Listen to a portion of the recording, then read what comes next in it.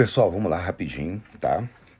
O tio mais simpático do YouTube vai se manifestar em relação ao caso da Juliana Otávio Mesquita e agora, recentemente, o depoimento, vídeo, resposta, o pronunciamento do Danilo Gentili.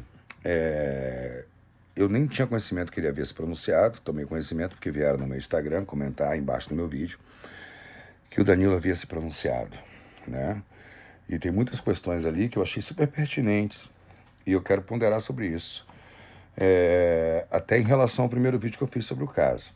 E eu quero deixar bem claro que eu não retiro uma única palavra do meu primeiro vídeo. E entendo o ponto de vista do Danilo da forma como ele colocou algumas coisas. E eu vou explicar por que eu entendo. Eu entendo que o Danilo ache. Primeiro, ele disse que tinha dado suporte à Juliana, que ela mentiu em relação de não ter tido o apoio dele, né? E botou ali a conversa, os áudios dele, querendo que ela denunciasse, etc e tal. E quando ela disse que não teve o apoio, ele se sente injustiçado. E, segundo ele fez esse pronunciamento, esse depoimento, essa resposta, seja o que for, para deixar claro, né, de que ele não está defendendo nenhum nem o outro, acusando nenhum nem o outro, mas acabou acusando, né, mas para deixar claro de que ele tentou realmente estar presente, né? E eu acredito que de boa fé ele pense que apoiou, mas de repente não era o apoio que ela precisava. Isso é um ponto. Não menos importante. De repente, o ponto mais importante de todos. Porque o que acontece? Uma mulher que é vítima de um tipo de violência, agressão, abuso, qualquer coisa do gênero, ela ter que expor isso é muito pior do que ela deixar quieto. Então chega-se a um certo ponto de que a vítima acaba não denunciando, primeiro, para não ter novamente a dor do que está acontecendo e para que também ela não seja vítima novamente, revitimizada, e para que ela não sofra um julgamento como está acontecendo com a própria Juliana, tá? E quando ele coloca ali que ela demorou 4 anos e meio para entender que o que havia acontecido com ela tinha sido um caso de abuso por causa do burburinho em 2020 sobre a situação da Dani Calabresa, tem um ponto aí muito importante a ser salientado. Naquele momento, em 2020, todo mundo acreditou na denúncia da Dani Calabresa. Depois, o Márcio conseguiu provar que era uma falsa denúncia, tanto que foi tudo arquivado. O Márcio conseguiu, passo a passo, mostrar que foi falsa denúncia e que ele jamais havia cometido alguma coisa do que estava sendo imputado a ele. Há uma grande diferença do Otávio Mesquita. E que isso, gente, é de uma gravidade, uma falsa denúncia, porque afeta as pessoas que são vítimas verdadeiras e essas pessoas acabam não denunciando para não ser dito que elas estão fazendo falsas denúncias.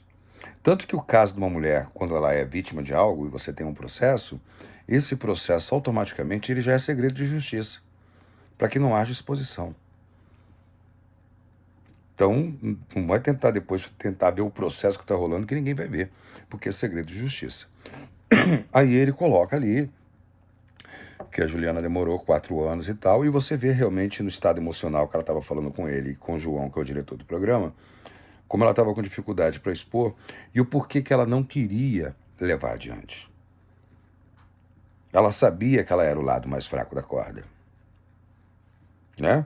Isso é indiscutível. Depois ele coloca ali de que ele tentou fazer o que tinha que fazer, procurou advogado, aquela coisa toda e tal, e o advogado disse que quem tinha que denunciar era ela, e é fato. Mas, ao mesmo tempo, ele nunca fez nada publicamente como ele fez pela Dani Calabresa. Que pode, por uma interpretação da Juliana, errada ou não, dela achar que ele de repente não fez nada por conta própria e publicamente por ela não ser branca e rica. Isso é um julgamento dela. Não estou aqui dizendo que ela está certa ou que ela está errada com esse julgamento.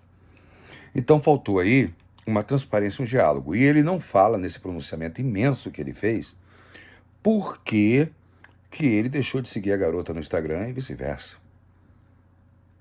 Onde teve esse chiado que houve esse rompimento de comunicação?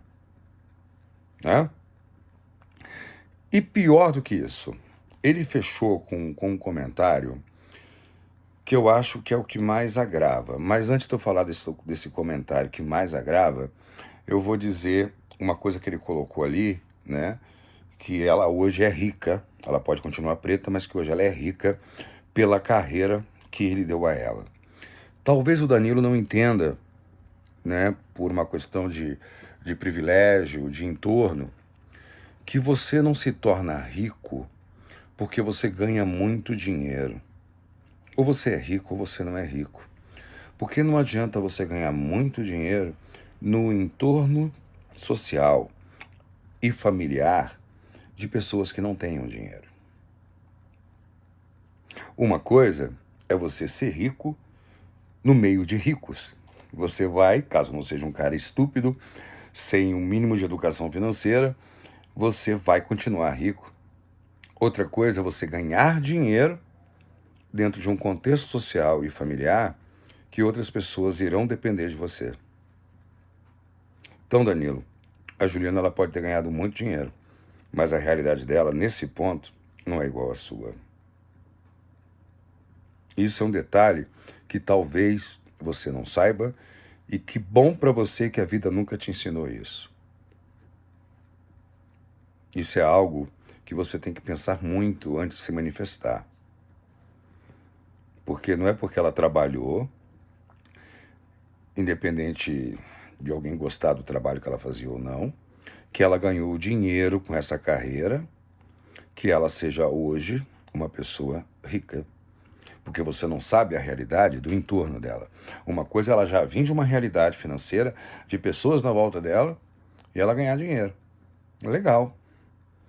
Outra coisa, ela ganhar dinheiro com pai, com mãe, com irmão, com cunhada, com vizinho, com primo, com tio, com amigo, precisando de alguma coisa. E aí, quando a pessoa vira as costas e vai tentar ir para outra bolha, todo mundo diz que a pessoa renegou as suas origens, as suas raízes, né? Então isso é complicado. Agora eu vou à tua citação final, Danilo. Você falou uma coisa muito interessante, que todo mundo que vira militante dá uma facada nas costas. Eu vou falar de dois tipos de militância, de direita e de esquerda. Total imparcialidade. Dani Calabresa, para ferrar com a vida do Márcio, junto com outras pessoas, se colou totalmente numa bolha de esquerda. A própria advogada dela, Mayra Cota, tinha sido assessora da Gleisi Hoffmann, trabalhou com Cacai, para poder, na pauta do feminismo da esquerda, conseguir ter força e poder para acabar com a carreira de um baita artista, de um baita diretor, por querer o lugar dele. Né? Agora, militante de direita. Ninguém, Danilo, igual a você, pode criticar a militância. Porque graças à sua militância, você ajudou a eleger um presidente que matou 700 mil pessoas. Graças à sua militância, você deu muita força ao olavismo. Graças à sua militância, você fez um movimento mais execrável desse país, chamado MBL, existir. E graças à sua militância, canais como o Brasil Paralelo desinformam as pessoas. Então, meu caro, militância por militância, eu não vou nem dizer qual é a pior, fica a julgamento de quem está assistindo. Mas você chegou a ser processado por uma deputada federal por militância. Então não critique militantes. Quem tem telhado de vidro não taca pedra na laje de concreto dos outros. Tá bom, meu querido? E é isso. Vou encerrar por aqui, mas eu tinha que deixar esse vídeo aqui registrado, tá bom? Você sabe, eu sei que você sabe, que no fundo, você que está me assistindo, você sabe que é mim tu encontras. Bela, tchau.